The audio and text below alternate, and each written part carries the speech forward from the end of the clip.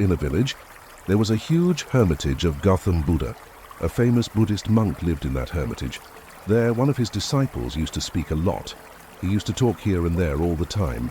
When he went to collect donations, he would bring a new story from every house and tell it to the other disciples of the ashram. He used to talk badly about one disciple to another, backbiting and trying to be good in front of others. He used to praise himself from his mouth and always tried to prove himself to be the most intelligent and best in front of the Buddhist monk. He considered himself different and superior to all the disciples. He said, "I am a child of a rich family.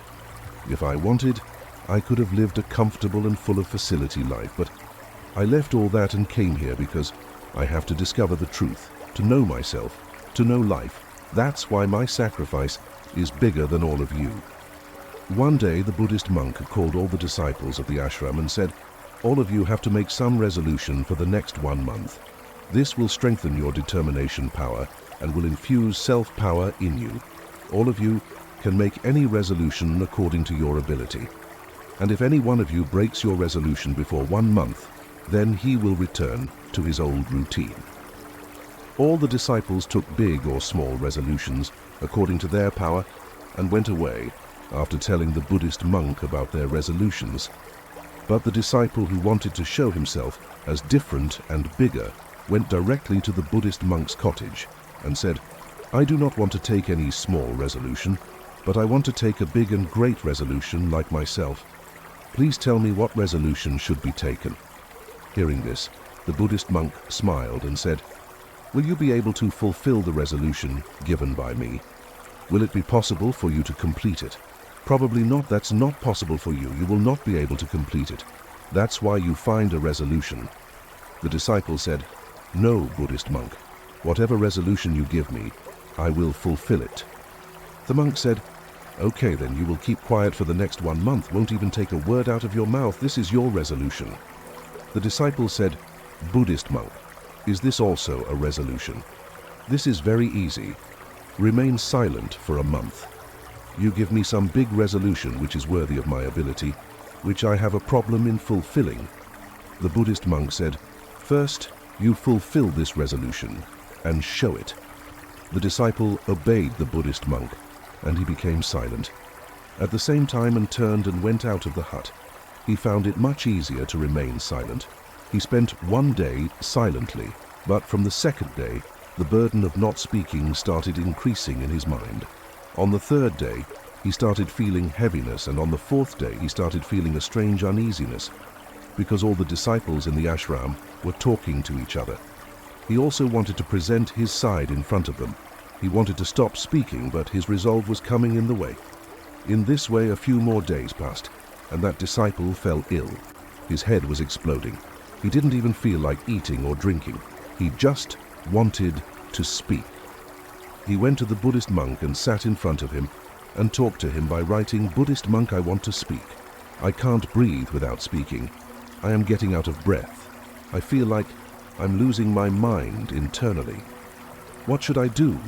Should I break my resolution?" The Buddhist monk smiled after reading this and said, "Resolutions are only meant to be broken, but the one who fulfills his resolution increases his inner strength. And the one who increases his inner strength, he is on the path of society and awakening." Grows further. Taking the resolution was also in your hands, and breaking it is also in your hands. Many of the disciples have broken their resolve and returned to their old routine. If you are not able to do it, then you can also break your resolve and go back to your old routine. But remember, if you are not able to handle this small resolution today, then how will you be able to handle the rest of your life? The rest of the decision is entirely in your hands. These words of the Buddhist monk hurt the heart of the disciple. He went back without saying anything and locked himself in his hut. He used to come out of the hut only for his essential work and would sit inside the hut for the rest of the time.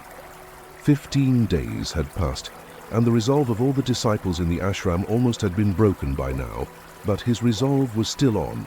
After taking the resolution till now, he had not uttered a single word. The entire ashram was taken aback by the sudden silence of the person who used to speak so much.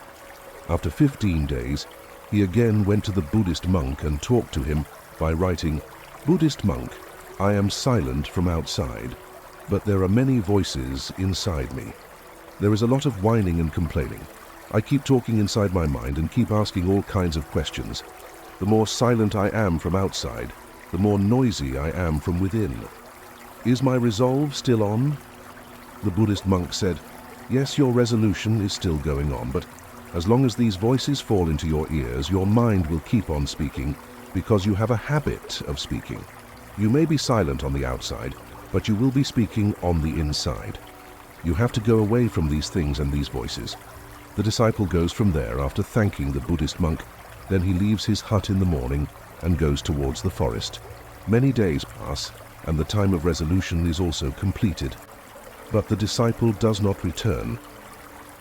Everyone in the ashram was afraid that some wild animal might have eaten him. Meanwhile, many efforts were made to find him, but he was nowhere to be found. All the disciples had assumed that the wild animals had made him their prey, but the Buddhist monk did not think so. One day, another disciple of the ashram came to the Buddhist monk and said, "Buddhist monk, what must have happened to that talkative monk of ours? Would the animals have killed him?" The Buddhist monk said, "The animals may have made him their prey, but there could be another reason for his non-return. Maybe he got what he went for." Then the disciple asked, "Buddhist monk, is it so harmful to speak too much?"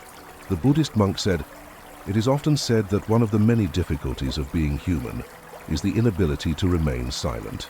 We constantly feel the need to speak, even when it is not necessary or when it may lead to negative consequences.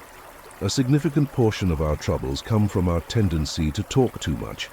Many family arguments and conflicts are caused by our meaningless chatter.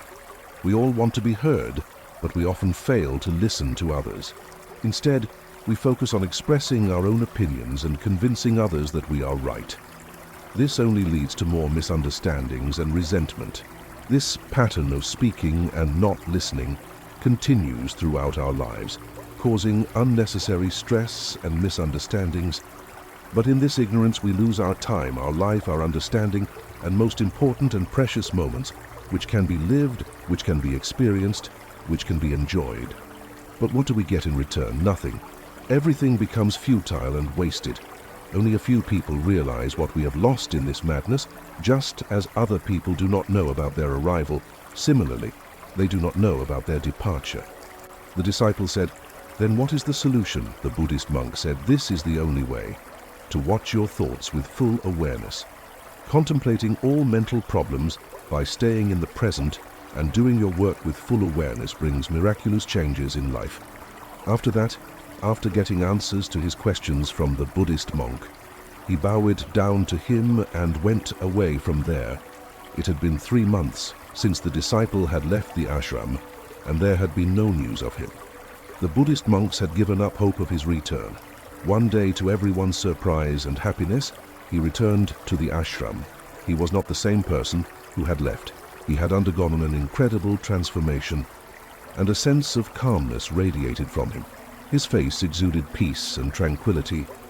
As soon as he came to the ashram, all the disciples surrounded him from all sides and started talking. He also started talking to his disciples. Everyone who talked to him felt he was no longer as impatient and talkative as before. Every word came out of his mouth very smoothly and sweetly. After talking to the disciples for a while, he went straight towards the Buddhist monk. He touched the Buddhist monk's feet and said, "Am I still silent? Is my resolution still on?" The monk looked very carefully into the disciple's eyes for some time and said, "Yes, you are still silent. Not a single word is coming out of your mouth, and your resolution is still on." The disciple said, "When I left the ashram, I was silent with my mouth, but there were many voices inside me. There were many questions in my mind, and they were not stopping. So I went to the forest, hoping that there I would find peace, and the chatter of my mind would subside. But the more I went into solitude, the louder the voice inside me grew. I started hearing the old voice inside me. Only then did I realize how wrong I was doing. When I used to say bad things to my family, friends, and Buddhist monks, at that time, I used to feel that I was saying the right thing. Even when I used to backbite and make fun of the Buddhist monks, I used to feel that I was better than them. But that day, I realized for the first time how wrong I used to speak. For a long time, these voices, these complaints, kept going on inside me. But gradually one day, all these voices vanished from inside me. Now I have become silent from inside also. In that dense forest, there was no one to speak from outside, and there was no sound left inside. And I understood the true meaning of silence for the first time that day. There was peace all around me. Although there were still some voices coming, which used to come before I could not hear them. But now I could hear all those voices clearly. The sound of the wind blowing, the sound of birds chirping, and the sound of flowing water. I heard all these voices for the first time with full consciousness. I had never felt so much peace around me before. So to disturb this peace for the first time, I took any word out of my mouth. I shouted, "Oh God, what kind of peace is this? Why is everything so quiet? What happened?" But even after my shouting, the peace was not disturbed.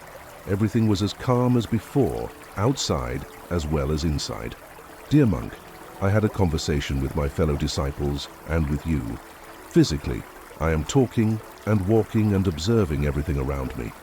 However, I feel completely alone internally and in silence. Even when I try to express myself, I still feel isolated.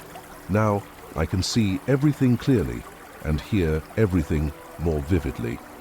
The Buddhist monk said that unrest within us is caused by speaking excessively on the outside. However, when we turn inward, we remain calm no matter what we say.